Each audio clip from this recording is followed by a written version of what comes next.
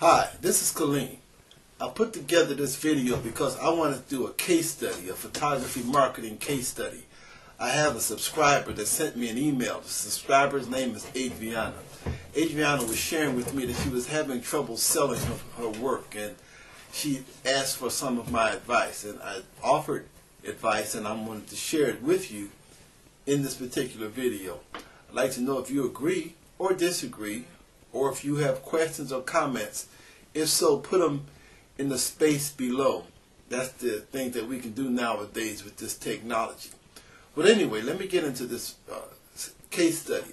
As I say, the photographer's name is Adriana, and she was sharing with me that she's a work-at-home mom, and she networks with other mothers, and she's with them all the time through different activities for their children, soccer mom, after-school programs, volunteering, and other activities, etc. And she said about a year ago, she decided to get into photography in a significant way, and she wanted to begin to make money with her photography. And her particular niche, since she felt she was amongst families, she wanted to become a family photographer. And so as they were at parks, at settings, at the child development centers, at the museums, things like that, she would take candid shots of them and then come back later, approach the mothers, and try to sell her candid shots to the mothers. And she said she wasn't having the success she thought she should have. And she was asking me why. So I asked to see her work, her packaging, and I asked her to explain to me how she was going about it. First of all, when she told me that she was taking candid shots without people knowing she was photographing them, and then coming back and selling them the same photographs, that seemed kind of different to me, because especially in this climate now, people are suspicious if you're just taking their picture without their permission, in my opinion, at least in the area that I'm in. I do a lot of street photography, and I have to admit that very rarely do I ask for permission. I just shoot, keep moving. If I'm approached, I will explain myself, but rarely do I ask for permission to take someone's picture. I can appreciate how important it is to take candid shots of people in their natural environment. I was sharing with Adriana, however, and that as she would take her work back to these folks, they don't see the same beautiful work that she sees. They see somebody approaching them saying, listen, I paid attention to you without you knowing it, and now I have some photos that I want to sell you. It doesn't exactly come across like that to them. I suggested to Adriana this wasn't her best approach. Let me suggest this. Let me tell you this, I'm sorry. She's an outstanding photographer. Outstanding. These candid shots, simply beautiful. It looks like people almost pose for them, but you can look at them and see they're not looking at the camera. Some of them are from great distances, but they're gorgeous shots. She took the course Proud Photography and became much better. I highly recommend the course, and I've taken the course, but I'm not as good as she is. And I'm here making the videos with the big time website. You go figure. Anyway, her work was outstanding. Her packaging was even better. She went and had some cardboard frame inserts made, and so when she goes to take her packages to folks she wants to sell photos to, she includes her photos in these inserts. Gorgeous packaging, great work. I suggested that she try a different strategy. Instead of going and trying to sell these parents these photos, why don't you go share with them that, hello, my name is Adriana. I'm a photographer that likes to shoot families in their natural environment. I had the opportunity and the privilege of photographing you and your family whenever it was. And I want to give this to you. I'd like for you to share in the enjoyment. No cost to you.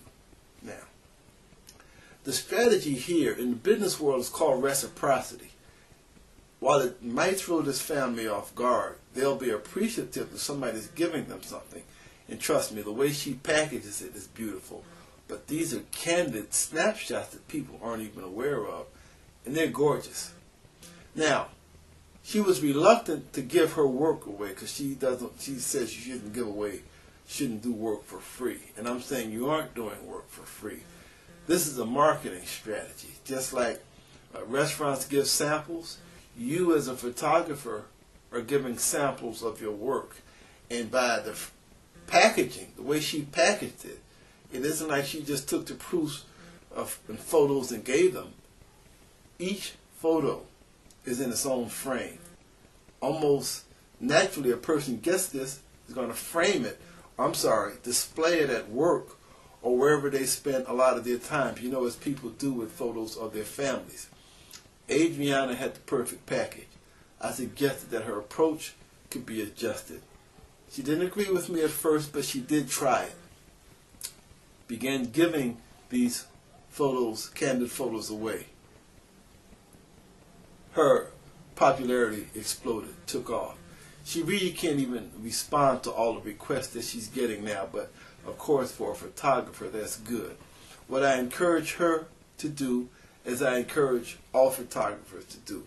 Think about our photography client. They don't necessarily see our photography as we do. It's our job to see the photographs, to see the creativeness of it and capture it. But at some point, if we're going to make a business out of this, we have to see them as clients and customers. Clients and customers want certain things. They aren't necessarily looking for the beauty and the awesomeness of this niche of candid shots. They want to know, as a photography client, can you, Mr. or Ms. Photographer, make me look good? Now, if you can do that, what we do above and beyond that is what they pay us for. I think it's important that we approach them demonstrating how well we can do our work.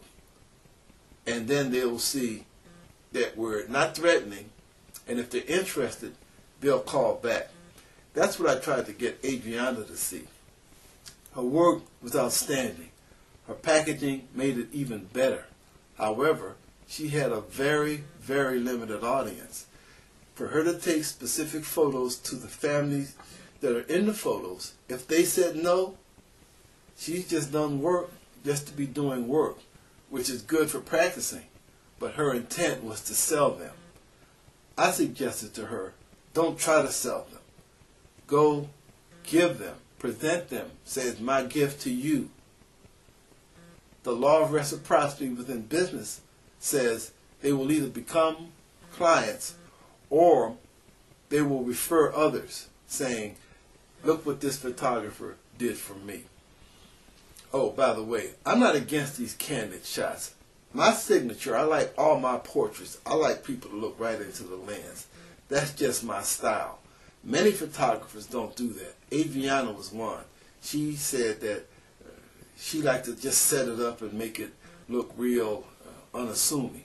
Well, I'm saying you can have people pose that way. They can pose where they're not paying attention to the camera. Just like I'm looking into the camera now, I can look off. I can look distant. You can pose people that way. I think they would prefer to pose that way than to have a photographer sneak up on them and shoot so that they'll look surprised or look candid. Anyway, these are suggested ideas that I gave to Adriana. She tried it.